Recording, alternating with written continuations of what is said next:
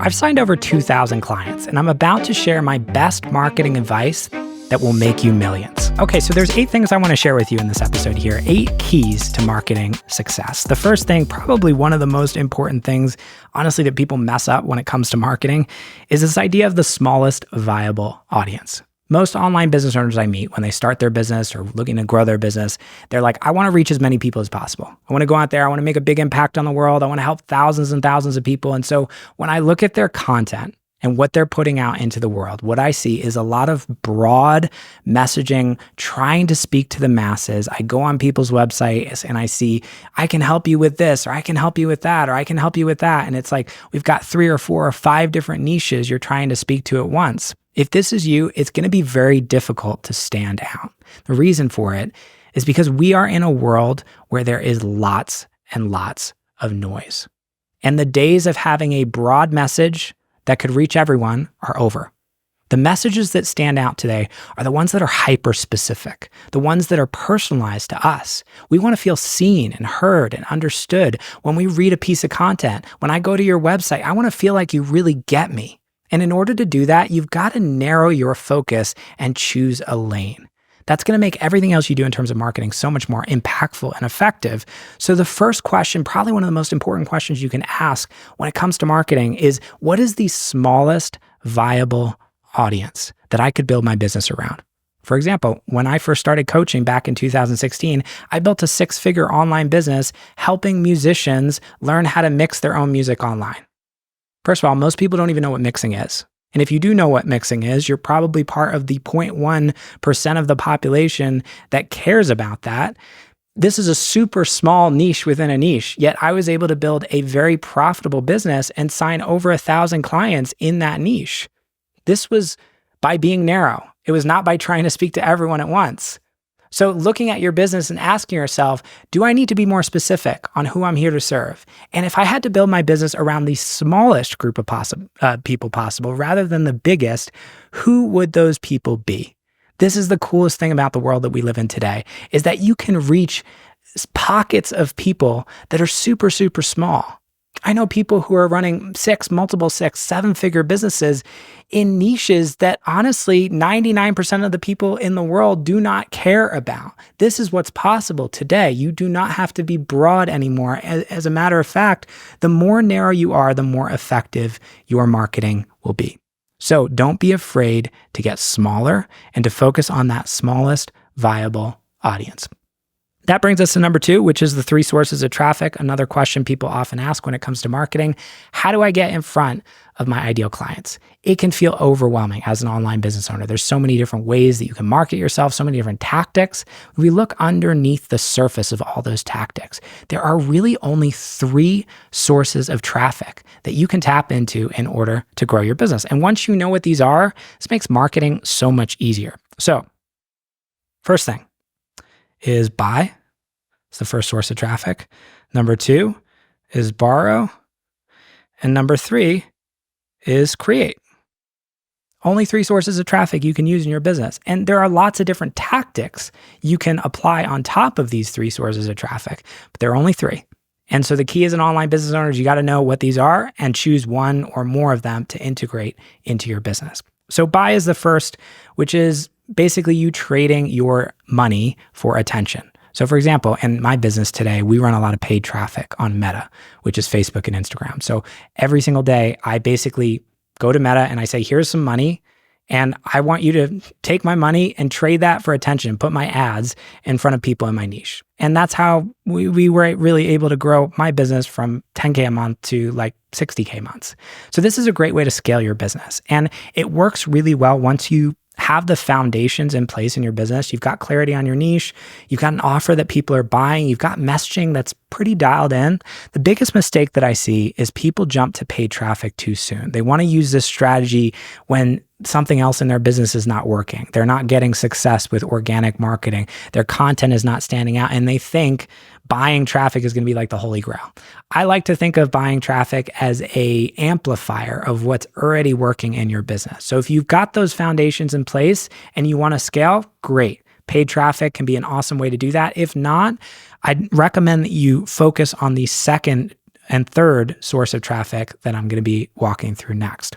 Borrow is the second source of traffic, which is basically you going out and finding people who have audiences that contain your ideal clients and finding a way to get in front of those audiences to bring those people back into your world. As an example, in my business, I do a lot of guest podcasts. So I go on other people's podcasts and do interviews. The reason I do this is because I know if I can get on someone else's business podcast, I'm going to get in front of thousands of people in my niche at scale. There's a lot of leverage associated with that too, because I can do an interview once, but that interview can be listened to by thousands or tens of thousands of people. So this can be a great leveraged way to get in front of your ideal clients. The downside is it's usually more effective once you have something to offer these platforms. And sometimes what you have to offer is your expertise. If you've got a ton of credibility in your space, you've been doing something for a long time, that can be a great pitch when you go to a potential podcast guest or a conference host to be able to say, hey, I've got this expertise that can add value to your audience. Oftentimes, what the most effective thing that you can really offer these people is access to your audience. Because remember, all these people want to grow their audience just like you. So my pitch when I go out to podcast hosts, and this works incredibly well, is I've got an audience of 30,000 online business owners. I'd love to put you in front of them. How do you feel about me coming on your podcast? We can do a quick interview and then I'll share it with my audience. And people reply and respond to that because they want to grow their podcast and their conference, and they want to get in front of new people just like me. So if you have an audience that you can go to these, guest spots and basically pitch, you're going to be much more effective. Not as effective for folks who are brand new, who don't have a big platform. If you got like 12 followers on Instagram, that's fine. I just recommend the third source of traffic to really focus on at this stage of your journey, which is create. And create is basically you going out on Instagram or LinkedIn and either starting to post content or opening up conversations. You can go DM people on Instagram, essentially create traction in your business today. I got to 5 to 10K a month, by the way, as a business coach by just DMing people on Facebook. That was my marketing strategy for the first 9 months of my business. I would add 50 coaches a day on Facebook. 25 of them on average would accept. And then I'd go DM every single person who accepted, and I'd have conversations with people. And if I thought I could help them, I'd either pitch them a call or I'd redirect them to a free training of mine. And that was a pretty successful strategy when I was in the early days of my business. So either content or conversations that you basically open up, you using your own time.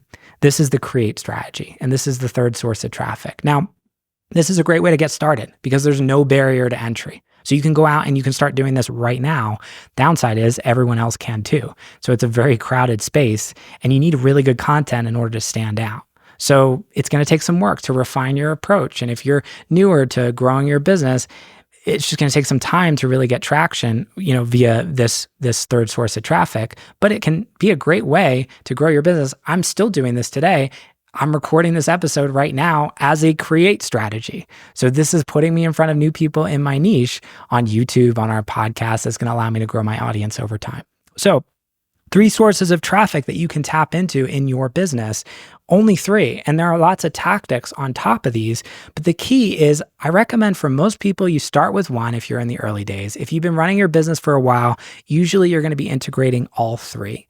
And generally we go up the ladder. So we start with create, then we move to borrow, and then last I'll see people layering on paid traffic. Again, great strategies to grow your business and really only 3 sources of traffic that you can use to do it. Now, when it comes to the approach that you take, regardless of what source of traffic you tap into, there's really 2 approaches or ethos, when it comes to marketing as a whole. And I think it's really important that you understand these because it will help you understand where you want to play and what strategies are going to be best for you. So the first is direct response and the second is brand building. 2 very different approaches when it comes to marketing. So direct response is an example of direct response would be, let's say you get a letter in the mail and it's from some, company that you haven't recognized before. And it says urgent, open now. And so you open this up and it's this letter and it's basically a sales pitch. And there's all sorts of scarcity in there. And it's like, you need to buy now in the next 5 minutes. Otherwise, some kid is going to die. And it's like pulling out all the stops to basically get you to take action in that moment. This is direct response marketing at work. And the game of direct response is very simple. It's, okay, we have a way to get in front of people. Let's say we have a bunch of ads that we're paying for.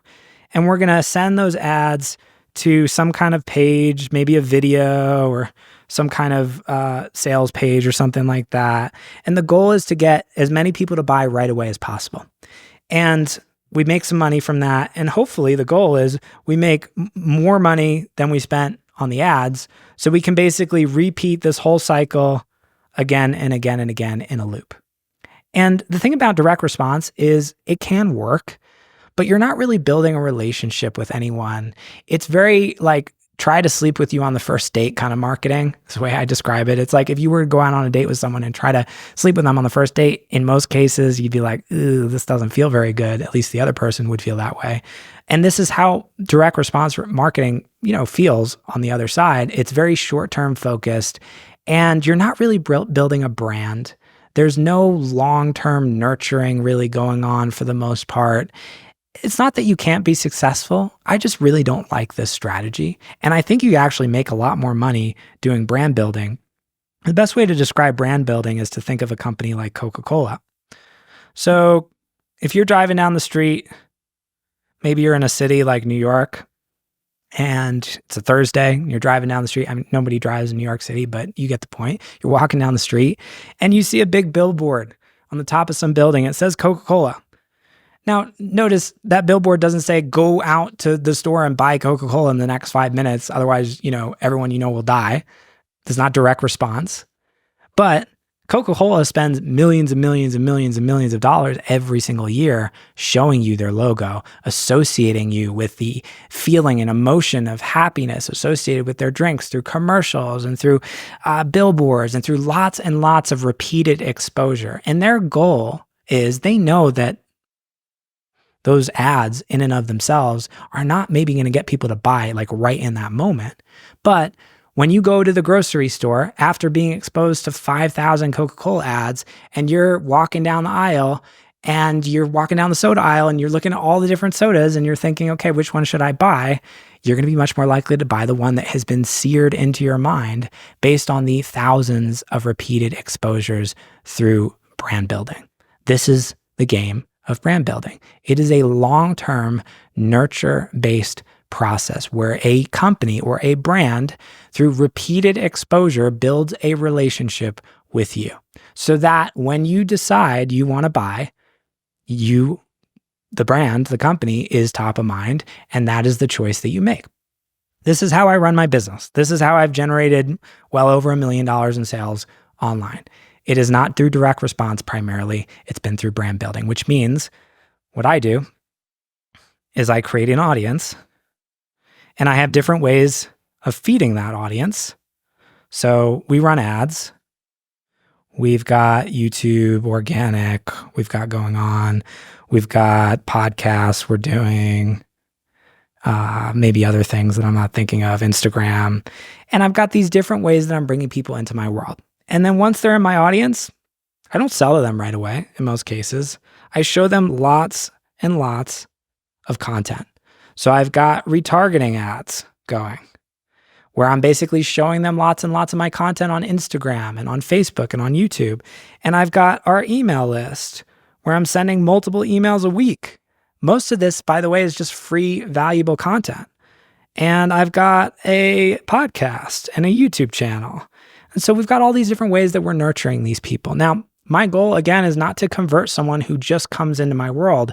My goal is to build relationships with people in my audience, to build trust, to build a relationship with them over time so that when they are laying in bed 6 months down the line from meeting me, and they're finally at that moment that they're like, okay, I really need some help growing my business. Like, I feel like I've just been hitting a wall for the last 6 months or 12 months or 2 years, and I really want to get some help. Who do they think of? They think of the person they've been following for the last 6 months on social media, the person that they've watched hours and hours of training, and that person is me.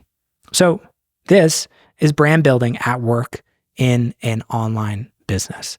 And this is the approach that I teach. This is the approach that I recommend when I work with clients, when I help them with their marketing. Is a big part of what I do is help people build this out in their business.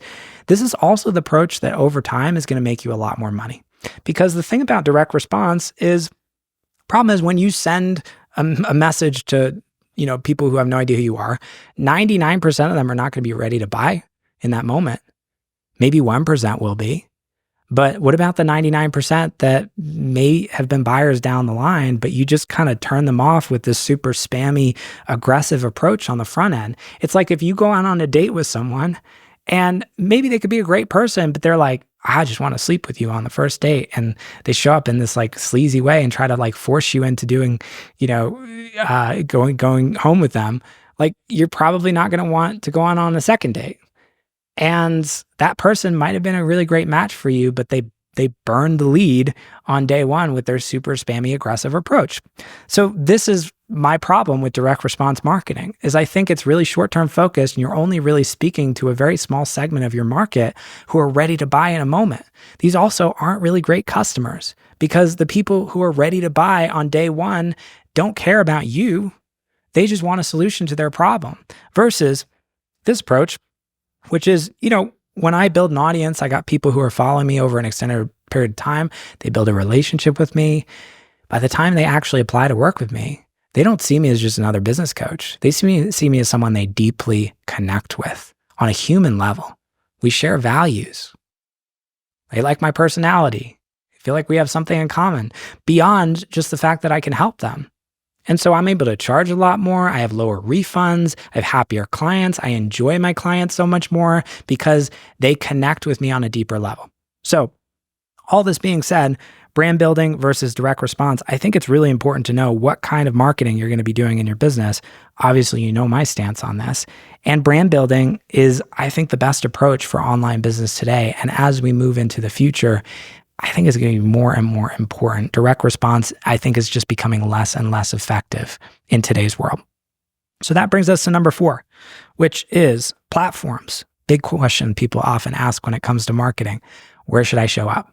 Facebook, Instagram, LinkedIn, YouTube. There's so many different ways that I can share my message. What's going to be the right platform for me? And I like to think about this in 2 separate categories. One is grow, which is basically what platforms are you using to get in front of new people who don't know you?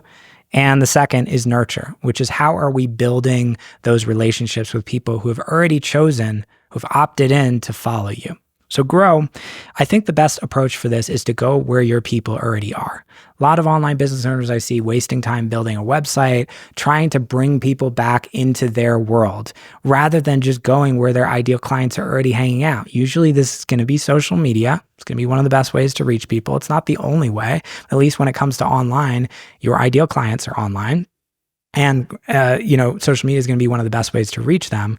The platform that you use to grow your audience and to get in front of new people in your niche, I think, the truth is all the platforms work. They're all great. Instagram, TikTok, Facebook, LinkedIn, all the platforms, they can all be effective. There's no one best platform, but the best platform for you is going to be dependent on a couple things. Number one, who is your niche and where are they hanging out? Certain niches, certain platforms make more sense, right? Like if you're targeting corporate executives, then LinkedIn is going to be the place to go. You probably don't want to spend a bunch of time on TikTok trying to reach those people.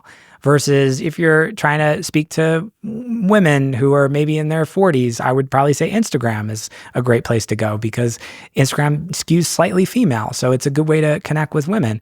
I mean, there are many right answers here. The first thing is ask yourself, where are my ideal clients already hanging out? The second thing is, what platform do I feel like I might have an unfair advantage in? There's certain platforms that you just feel more comfortable with. Maybe you've been spending more time on. And also, what do you enjoy? Because some platforms, like for me, LinkedIn, just I've completely taken it off the table. Not because I don't think I could reach people on LinkedIn, but because I just don't have a lot of familiarity with LinkedIn. It's not a space I spend a lot of time in, but Facebook has always been super comfortable to me. YouTube is how I built my first online coaching business. So I've doubled down on YouTube because I feel like I have an unfair advantage there because I really understand the platform. You might have a platform that you've just been hanging out on a lot, that you understand really well. I double down on that as well as what you actually enjoy. The truth is people spend way too much time worrying what the perfect platform is. And this is one of those questions is like, I have this phrase, I call it the zit on the elephant's butt. Sometimes my clients ask me questions that it's like, we're not talking about the elephant, we're talking about the zit. And we could spend all day talking about the zit, or we could just like zoom out and talk about the elephant. The truth is you can be successful in any one of these platforms. You just got to choose one and get on with it. Now, when it comes to nurture, the rules kind of change. And once you've got someone who's followed you, the best strategy is to actually get them off a platform that you don't own and onto a platform where you have a direct line of communication with them. When I was in high school, in middle school actually, I was really active on MySpace. I was a singer-songwriter and I built a big following on MySpace. I used to spend hours and hours and hours sending direct messages on MySpace, doing outreach to grow my following. And I had 20,000 people who were following me on MySpace and checking out my music. And then one day it felt like overnight, MySpace like disappeared. And I lost all of those relationships that I had built because I had no way of reaching those people outside of that platform.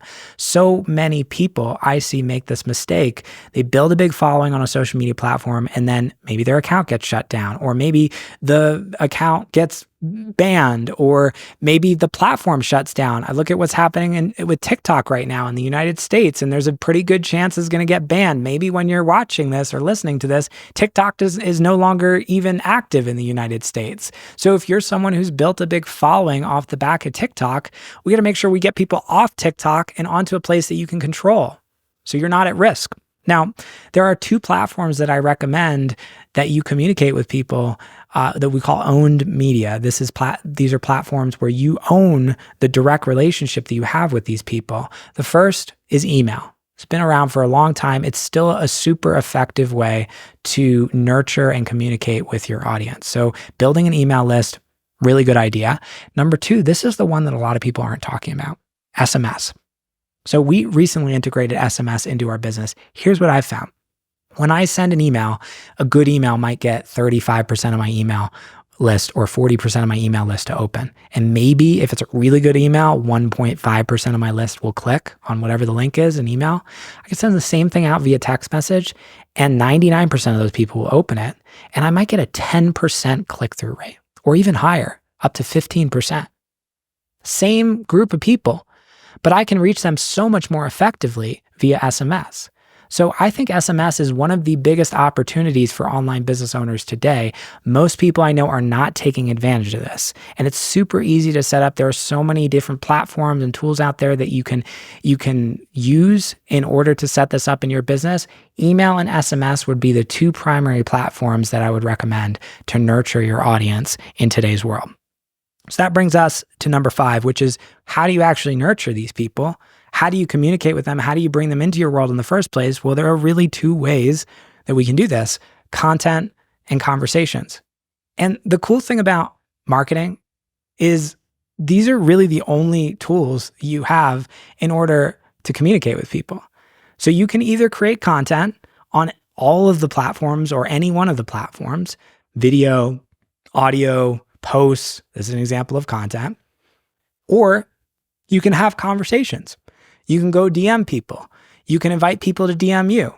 You can do outreach. You can send cold messages or emails, right? So we can either have content or conversations, and these are the only two ways that you can communicate with people. Now, content I love because it's super leveraged. When I create a piece of content, I communicate with thousands of people at once. This is the great thing about content. It's leveraged. It allows you to multiply your impact because every piece of content you create allows you to communicate with many more people at once. So I can warm people up in my audience at scale by creating lots and lots of content. And this is why creating content is usually the best use of your time when it comes to marketing. The challenge with this is You're creating content that is speaking to many people at once. So it has to be broader, and it's not going to be as targeted to each individual person. The benefit to conversations is when I open up a conversation with someone one-to-one, I can ask questions to understand what this person really wants and needs. And I can contextualize what I do to make it super relevant to that individual person. So conversations are always going to convert way higher than content. And this is why I recommend for most folks who are in the earlier days of their business, leaning on conversations as a way to create interest, as a way to generate leads, as a way to convert those leads into sales is going to be more effective for you than content.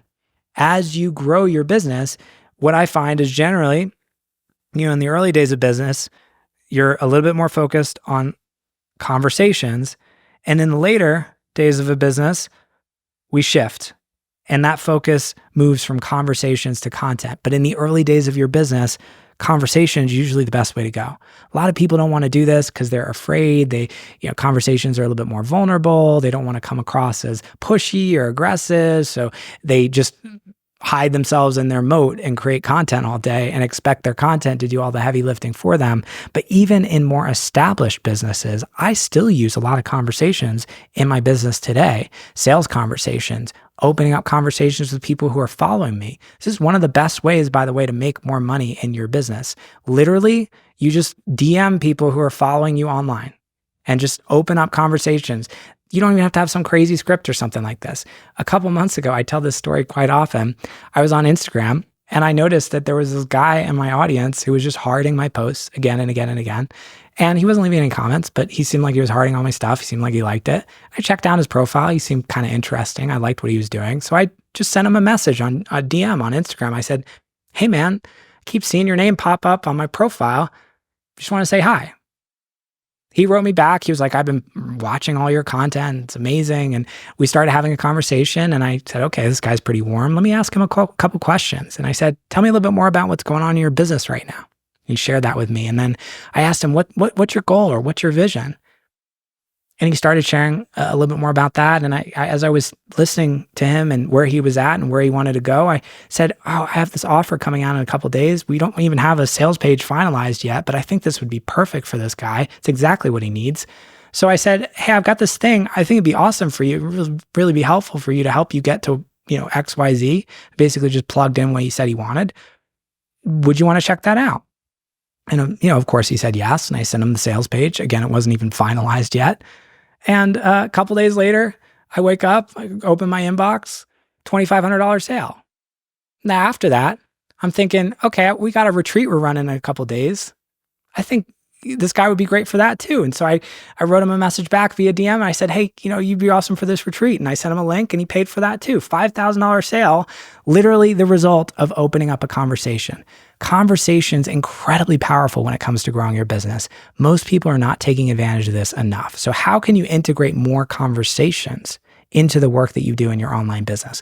One of the best ways to grow. So that brings us to number 6, which is the content game in a nutshell. A lot of people struggle with content creation. It's not an easy thing to learn how to do well. But when it comes to generating leads and visibility and getting interest on your content so that you can use that as a tool to attract the ideal clients that you want, the principles are actually pretty simple. The first thing, the most important thing to understand when it comes to content is that the world that we exist in is a world of advertising. And all of these platforms, LinkedIn, Instagram, Facebook, TikTok, Snapchat, they're all essentially exactly the same. They are all advertising-driven business models. Essentially, their game is how can we capture and retain people on our platform as long as possible so that we can show them as many ads as possible. Instagram wants to keep people scrolling as long as possible. So they've developed amazing algorithms that basically make it so that we can capture the people who are on Instagram and retain their attention by showing them as much content as possible that's going to do that, so that we can show those people as many ads as possible. The longer we can keep people on the platform, keep scrolling, the more ads we're going to show, the more money we're going to make. So in order for your content to be effective, the first thing you have to understand is that is the game that you need to get really good at playing. you essentially need to get really good at doing two things in order to stand out when it comes to your content. The first is you got to get really good at capturing attention. Your content has to get people to stop scrolling and pay attention. Because if, for example, I'm YouTube and I have a choice between showing a video to someone that doesn't stop the scroll, or maybe only 2% of the people who see that video stop their scroll. And then I have another video over here that if I can put that video in front of you, I know that 5% of the people who see that video are going to stop that scroll. Why would I show you the 2%? If my game is I want to show you content that's most likely to capture your attention so that I can keep you on my platform, why would I show you something that's not going to do that or is going to be less likely to do that than something else? So the first thing you got to get really good at when it comes to creating content is capturing attention. Your content needs to stop the scroll. And the principles of how to do this are basically exactly the same, regardless of what platform you're talking about. The tactics change, but really what you're doing here is you're creating some kind of pattern interrupt that creates some kind of open loop in someone's mind. For example, when I say 23 minutes of marketing advice that's going to make you millions,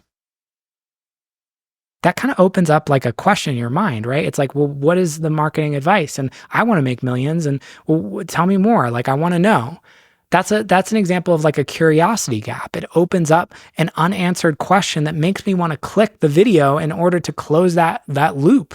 Same thing when it comes to headlines on social media. When you say something like, I'm about to get really vulnerable right now, or I'm about to share something that's really uncomfortable to me, ... I'm like, well, what is it? Like, I want to know. Tell me the thing. So this is an example of like a really good scroll stopping first line on a post that's going to get someone to actually pay attention. So the first thing you got to get really good at on social media is capturing attention. And that is your first line. If it's a text-based piece of content, maybe your image is also a big part of that.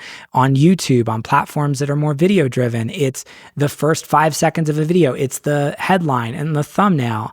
That is what you are working with in order to get the attention that you really want, which is the first step. So the better you get at stopping the scroll, at creating things that essentially get people to pay attention in that first half a second window, the more effective your content is going to be.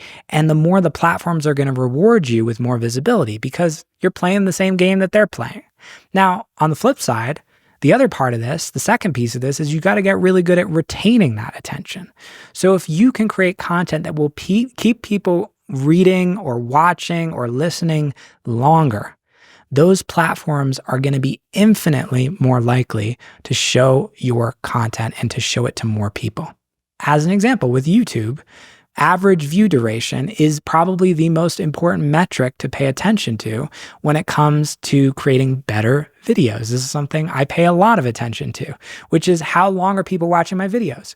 If I can create a video where someone's going to watch 10 minutes on average, and YouTube has a choice between showing that video or showing another video to someone that only keeps them glued to the screen for 5 minutes, why would they show the 5-minute one? Because the 10-minute one, they have 5 minutes more to show them more ads.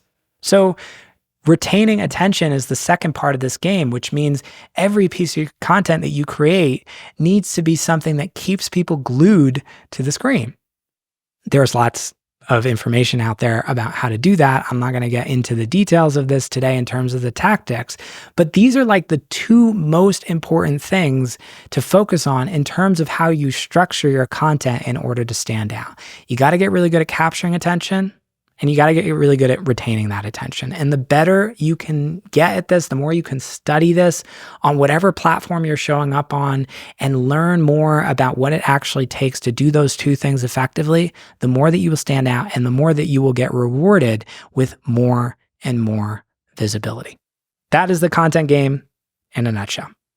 Now, one question people often ask when it comes to content too is, what do I put in terms of the words that I say in all this content? Messaging is the other half of this, which is, okay, you got to get really good at capturing and retaining attention in your content, but you also got to make sure you got the right words in your content so that when people read it or watch it or listen to it, they want to work with you. And the key to doing this well, in a nutshell, is to create content that positions you as what I call a likable guide.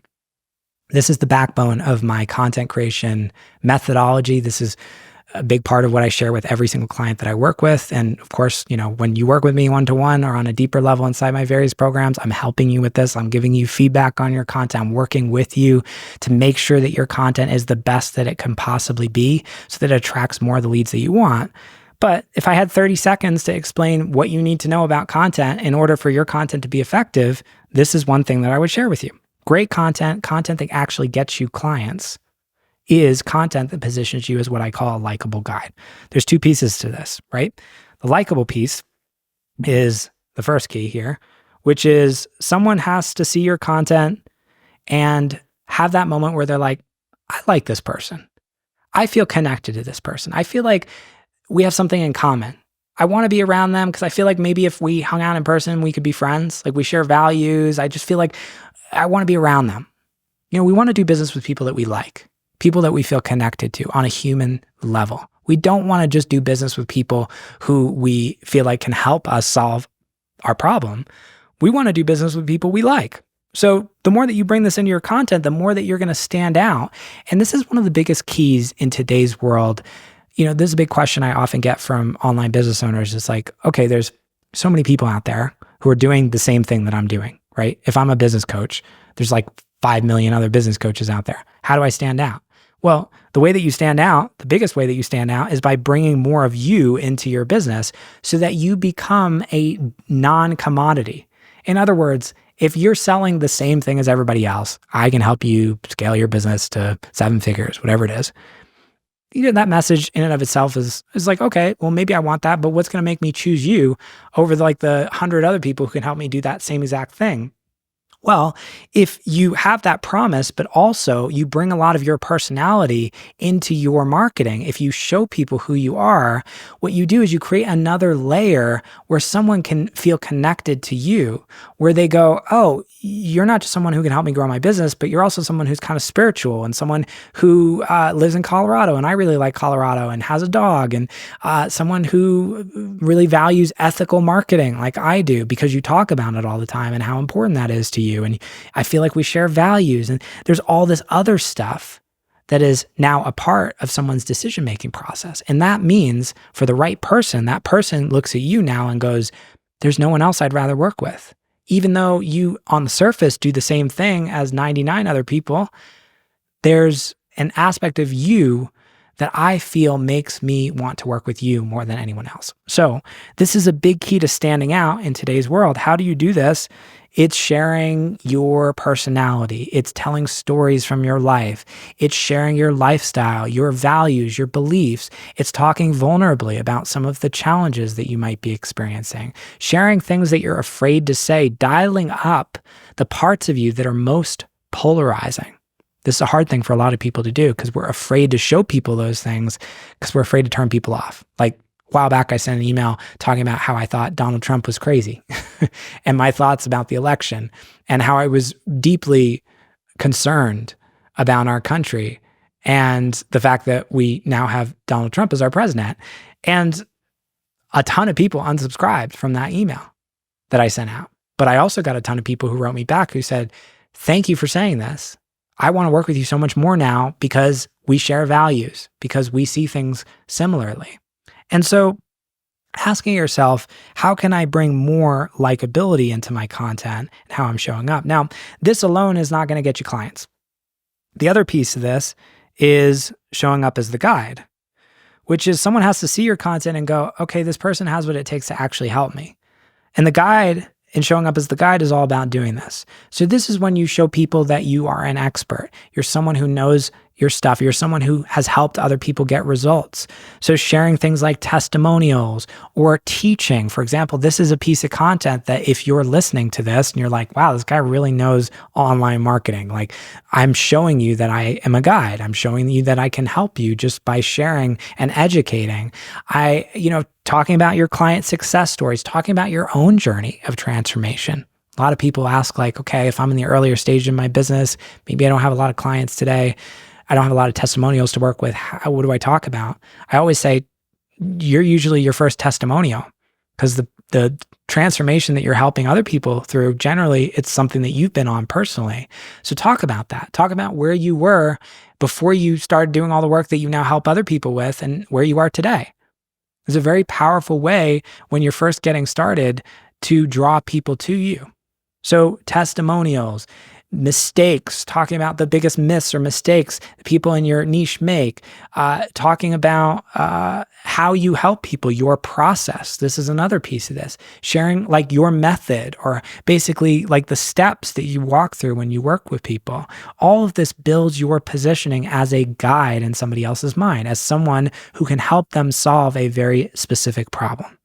So when we do a good job balancing both of these things in your content, showing up as likable and also building your positioning as a guide, this is when you lead somebody by the hand. And over time, through your content, through nurturing them, through email or SMS or social media or the various different ways, platforms that you're showing up on, take them from, I have no idea who you are, to I feel like you are the right person to help me because I feel connected to you on a human level. I like you. And also, I feel like you're the guide that can help me get to where I want to be. That is messaging made simple. And finally, let's talk about my $1 million marketing mindset secrets. It was a little bit of like a hooky tagline there. But there's 3 things that I think when it comes to online marketing, when it comes to marketing in general, 3 things that I think are so important from a mindset perspective to anchor into in order to be successful. And I've been building online business for 18 plus years now, been on the game for a long time. And I've seen that these are really the things that are responsible, more so than the strategy. For 99% of people, these are the things that actually make the difference between people being successful versus people struggling or burning out or just giving up. The first thing is you got to have a long-term mindset. Almost everything that you do when it comes to marketing is not going to work on day one. You're going to feel like for a while when you're getting started, like you're just showing up, creating content, putting it out into the void. No one's paying attention. And honestly, that's what it felt like for me in the early days. And it's a hard thing to go through because you feel like you suck at everything and no one's paying attention and you're struggling to stand out.